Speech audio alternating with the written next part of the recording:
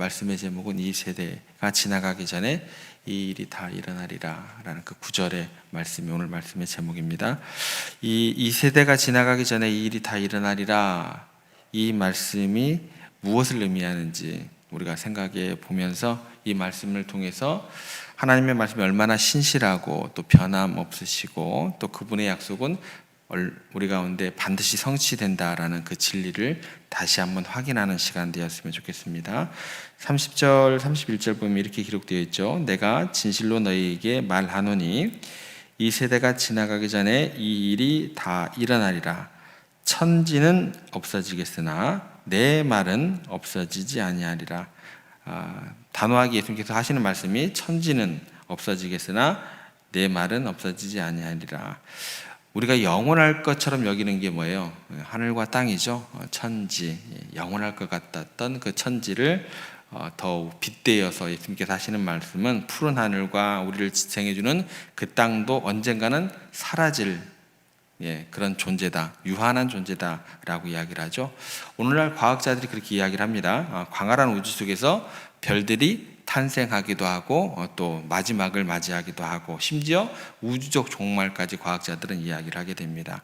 또 지구 역시 태양의 팽창으로 인해서 결국 소멸될 것이다 라는 그런 과학적 예측도 있고, 또 지구 내부적으로 우리가 볼 수 있는 것은 뭐랄까, 지각 변동, 또 예측 불가능한 지진, 해일, 또 화산 폭발, 기후 변화, 이런 것들을 통해서 가뭄, 홍수, 자연의 변화를 통해서 자연도 어떠한 변화를 통해서 유한한 어떤 것들이 우리 가운데 주어질 수 있겠구나, 그런 것들을 목격하면서 살아가고 있습니다. 자연뿐만 아니죠. 또한 역사 속에서 영원할 것 같았던 세상의 제국들을 보면은 더 그것들이 우리가 실감하게 됩니다. 모든 것을 지배했던 고대 로마 대국, 또 20세기 초에 해가 지지 않는 나라로 불리었던 그 대영 제국도 이제는 과거의 영광으로만 이렇게 우리 가운데 기억되어져 있고, 몽골, 페르시아, 계속해서 얘기할 만한 어떤 그런 나라들, 또 제국들 많이 있습니다. 어떤 문명도 영원하지 못했다, 우리가 너무나 잘 아는 역사적 사실입니다. 그러면은 이제 이것만 그럴까요? 우리들이 서로에게 하는 세상적인 약속들은 어떨까요? 사랑을 맹세하며 영혼을 다짐하는 그런 연인들의 약속, 또 사업의 성공을 위해서 굳게 손잡았던 그런 계약도, 시대가 변하고 상황이 바뀌면, 인간의 마음이 변하면 얼마든지 이제 쉽게 깨어지고 무효화된다라는 것입니다. 인간의 언약이라는 것은 깨어지기가 쉽고, 인간의 권력이라는 것은 유한하고, 인간의 지혜라는 것은 불완전하다라는 걸 우리가 너무나 잘 압니다. 그런데 이제 하나님의 말씀 그렇지 않다라는 거죠. 그분의 약속은 단 한 번도 실패한 적이 없고, 그게 우리 가운데 기록되어진 말씀을 통해서 증거가 되고 증명이 된다라는 것입니다. 노아 시대의 홍수 심판, 말씀 그대로 이루어졌습니다. 아브라함에게 주신 수많은 자손의 번성의 약속, 놀랍도록 그대로 성취되었습니다. 이스라엘 백성들의 출애굽, 또 가나안 입성, 하나님의 말씀대로 이루어진 역사가 됩니다. 가장 중요한 약속인 예수 그리스도의 초림과 그분의 구속 사역 역시 구약 성경의 예언의 그대로 단 한치의 오차도 없이 정확하게 성취되었습니다. 그러므로 주님께서 말씀하신 오늘 본문의 재림 역시 반드시 성취될 것임을 우리도 추호의 의심 없이 믿어야 한다라는 것입니다. 그래서 우리가 붙들어야 할 것은 뭐냐면, 가장 견고한 믿음의 토대는 바로 하나님의 변치 않는 말씀 위에 올라서는 거예요. 이것 우리가 기억해야 된다라는 것입니다. 그런데 이제 오늘 우리가 본격적으로 들어가야 될 그 말씀은 뭐냐면 30절 말씀이에요. 이게 좀 더 우리가 좀 더 고민해 봐야 되고 우리가 정확하게 알아야 될 내용, 씨름해야 될 내용이 30절 부분에 있습니다. 이게 뭐냐면, 내가 진실로 너희에게 말하노니 이 세대가 지나가기 전에 이 일이 다 일어나리라. 이게 왜 문제가 될까요? 문제가 되는 것을 모르시면 안 되고 이게 문제가 됩니다. 왜 그럴까요? 예수님께서 살던 시대가 언제예요? 다 지나갔죠. 그죠? 2000년도 훨씬 전인데, 그죠? 다 지나갔음에도 불구하고 아직 예수님께서 재림을 하셨어요? 안 하셨어요? 안 하셨어요. 그죠? 이 말씀 때문에 많은 사람들이 혼란스러워하고 또 성경 말씀에 대한 또 의문을 제기하기도 합니다. 과연 이 문제를 이제 우리가 어떻게 이해를 해야 되는 거예요. 이 구절을 그냥 문자적으로 해석을 하게 되면 마치 예수님의 예언이 어떻게 돼요? 불발될 거구나라고 이렇게 보이게 되고 우리 신앙의 걸림돌이 되게 됩니다. 우리는 이 말씀의 진정한 의미를 우리가 생각을 해보고 또 그 말씀의 진의가 무엇인지 깨달아야 돼요. 이 구절의 해석에 대한 여러 가지 견해가 있는데 가장 보편적이고 가장 건전한 신학적 해석은 뭐냐면 이 말씀이 재림에 대한 최종적인 도래를 의미하는 것이 아니라 재림의 징조들이 예수님 당시의 세대 안에 모두 나타날 것을 의미한다라는 거예요. 재림의 최종적인 어떤 그 결과가 아니라 재림의 징조들이 예수님 세대 안에 모두 나타날 것을 의미한다라고 이해를 하셔야 된다는 거예요. 중요한 것이 이 일이 무엇을 가르치느냐라는 거죠. 28절 29절에 보면 무화과 나무 비유를 통해서 이런 일, 징조들이 일어나는 것을 보고든 인자가 가까이 온 것을 알라.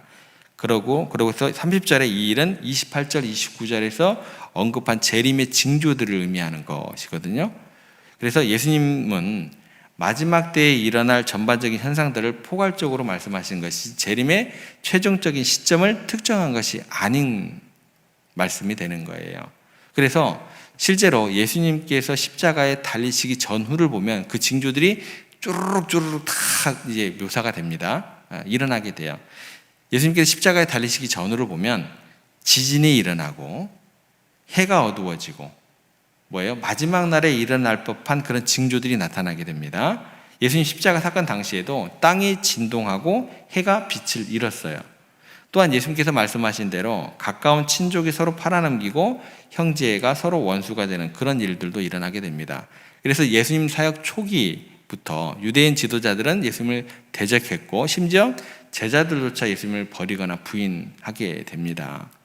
가까운 그 사람들이 서로를 배신하는 징조의 시작이 우리 가운데 나타나게 되는 것을 보여주는 사건들이 됩니다. 그래서 이러한 징조들이요, 단순한 우연의 사건이 아니라 예수님의 예언이 성취되고 있음을 보여주는 그런 분명한 신호탄이 되었다라고 이해를 하셔야 된다는 거예요. 그리고 가장 강력한 징조의 성취는 뭐예요? 주 70년 예루살렘 멸망으로 이제 그게 극적으로 드러나게 됩니다. 로마의 디도 장군에 의해 가지고 예루살렘이 포위되고 멸망당하는 사건은 가장 비극적인 전쟁 중 하나가 됩니다. 결과적으로는 어떤 일이 벌어지게 되냐면 예언대로 돌 하나도 돌 위에 남지 않고 철저히 파괴되고 초토화되었고 수많은 사람이 굶주림과 그 전쟁에서 굶주림으로 죽게 되었다라는 거예요. 종합해 보면 세상의 마지막 날처럼 참혹한 비극이 그 세대 안에 고스란히 뭐예요? 그대로 쏟아졌다라는 거예요. 그러니까 이 비극적인 사건은 예수님의 예언이 얼마나 정확하고 무서운 것이었는가를 역사적으로 증명하는 그런 사건들이 되는 것입니다. 이처럼 주님의 말씀은요, 단순히 미래의 일을 점치는 것이 아니라 불순종하는 자들에게 임할 심판을 경고하고 그 경고가 반드시 성취됨을 보여주는 모든 일들이 되는 것입니다. 그래서 30절의 말씀을 이 세대가 모든 재림의 징조들을 경험하게 될 것이다 라는 의미로 해석을 하셔야 돼요. 제가 굉장히 장황하게 설명을 했는데 그 내용이 어떤 것인지 정확하게 이해를 하셔야 됩니다. 그래서 이때 당시에 예수님을 십자가에 못 박은 그 세대가 뭐라고 얘기를 하냐면 그의 피를 우리와 우리 자손들에게 돌리라고 외쳤을 때 이 말 자체가 이 사람들에게 얼마나 크고 무서운 심판으로 다가올지 모르고 그냥 이야기를 하게 되는 거예요. 결과적으로 어떻게 돼요? 무서운 말을 그들 스스로 입으로 내뱉은 것이고 그들 세대 안에서 예수님의 말씀대로 그 징조가 어떻게 된 거예요? 다 이루어져 버린 거예요.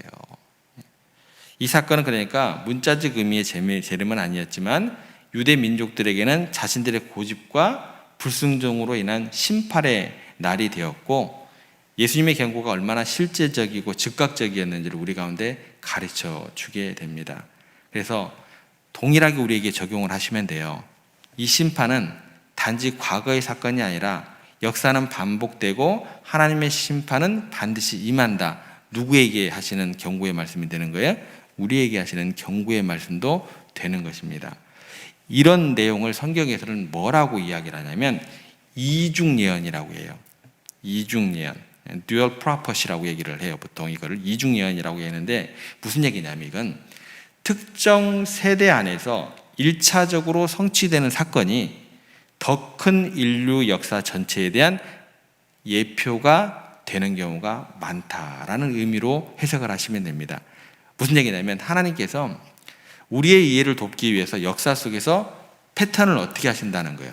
반복하신다는 이야기가 되는 거예요. 그러니까 과거의 사건들이 미래의 더 큰 사건을 예고하는 그림자가 된다는 거예요. 이러한 이중 예언적 구조는 성경 해석을 할 때 굉장히 중요한 열쇠가 되는 것입니다. 그래서 성경은요, 문자적으로 읽으시면 안 돼요. 하나님의 구원의 역사를 더욱더 풍성하게 이해하도록 하는 게 뭐예요? 이 이중 예언의 어떤 그런 방법이다라는 거예요. 예를 들어 볼게요. 이스라엘 백성의 출애굽 사건, 그 세대에게, 이스라엘 백성 애굽에 있던 그 세대에게는 출애굽 사건이 뭐예요? 역사적인 구원의 대사건이 됩니다. 그런데 이거는 그렇게만 해석하면 안 되는 거예요. 동시에 그리스도인들에게 있어서 죄에서 구원을 예표하는 사건으로 받아들이셔야 된다는 거예요. 구약의 한 사건, 이스라엘 백성들이 애굽에서 출애굽했을 때 이게 끝나는 게 아니에요. 그리스도인들이 죄에서 구원을 받을 수 있는 그 예표하는 사건이 되는 거예요. 그러니까 이스라엘 백성이 홍해를 건너서 애굽의 속박에서 벗어난 것은 우리가 세례를 통해 죄와 사탄의 권세에서 벗어나서 하나님의 자녀가 되는 것을 상징하는 거예요. 그리고 애굽의 노예 생활이 그럼 뭐가 되는 거예요? 죄의 속박이 되는 것이고, 홍해를 건너는 것이 뭐예요? 예수 그리스도의 피를 통한 구원. 그리고 광야 생활이 뭐가 되는 거예요? 성화되는 과정. 하나님의 나라에 가기 전까지. 그리고 가나안 입장은 뭐예요? 영원한 나라에 들어가게 되는 것. 영적인 여정. 이렇게 이중적인 해석이 가능해야 된다는 거예요. 야, 출애굽했대. 좋겠다, 야. 끝. 막 광야에 가고 있는데 막 불기둥 구름구름이 인도를 했대. 끝. 갑자기 만나와 메추리아가 나왔대. 끝. 아니라니까요. 여호수아가 요단강을 건너요. 가나안 정복하는 사건은 오늘날 우리가 어떤 것을 하는 것에 예표가 되는 거예요? 영적 싸움과 구원을 향한 길로 예표가 되는 거예요. 그러니까 요단강을 건너는 것은 뭐냐면 세례를 통해서 누구와 연합하게 되는 거예요? 예수 그리스도와 연합하고 그 다음에 옛 자아를 죽이고 새 생명으로 사는 것을 의미하게 되는 거예요. 가나안 정복은 뭐가 되는 거예요? 성도들이 세상 속에서 영적 전쟁을 치르고 궁극적으로 주님께서 주는 승리를 우리가 누리게 될 때 비로소 얻게 되는 참된 안식과 결국에는 영원한 기업을 얻게 된다. 여기까지 나아가셔야 된다는 거예요. 여리고성의 멸망, 아간의 심판, 이거는 뭐를 예표하게 될까요? 마지막 날의 심판을 예표하게 되는 거예요. 여리고성의 파괴는 하나님께서 불순종하는 세상을 심판하실 것을, 또 아간의 죄는, 그 아간의 죄로 인한 심판은 마지막 때에 하나님 앞에서 모든 뭐예요? 은밀한 죄까지. 아간이 감추려고 하잖아요. 그러니까 모든 하나님 앞에서 은밀한 죄까지 드러나서 심판받을 것을 보여주는 사건으로 예표하고 있다. 여기까지 나가셔야 된다는 거예요. 그러니까 성경 속의 심판 사건들은 단순히 과거의 기록이 아닙니다. 그 과거의 기록이 아니라 다가올 최종적인 심판에 대한 엄중한 경고이자 예고편이 되는 거예요. 과거 이스라엘 백성들에게 일어났던 사건들은요, 단순히 과거의 역사가 아니라 오늘날 우리에게도 여전히 유효한 교훈과 예표로 작동해야 됨을 주님께서 우리들에게 말씀해 주고 계신다라는 거예요. 그래서 똑같습니다. 예수님의 재림에 대한 예언도 그 세대 안에서 징조들이 성취됨으로써 결과적으로 누구에게 메시지를 주시는 거예요? 앞으로 인류 역사가 어떻게 전개될지, 그리고 최종적으로 어떤 일들이 일어날지를 분명하게 보여주고 있습니다. 그러니까 예수님을 죽인 그 세대에게 임한 심판과 멸망은 재림 직전에 온 세상에 임할 최종적인 심판과 멸망의 예고편이 되는 셈이 되는 겁니다. 그러므로 여러분, 성경의 예언적 특성이 어떠한지 그걸 잘 이해를 하셔야 돼요. 그냥 문자대로 야 그렇게 그게 아니라니까요. 예언적 특성이 무엇인가 잘 이해하고 과거의 성취를 통해서 미래의 확실성을 우리가 쌓아갈 수 있어야 된다라는 것을 기억하시기를 바랍니다. 하나님의 말씀은 그래서 추상적인 이야기가 아니라 역사 속에서 실제적으로 작동하는 하나님의 능력이자 계획이 되는 것입니다. 그래서 그분의 말씀을 뭐라고 해요? 살아있고 운동력이 있어 우리의 삶이에요.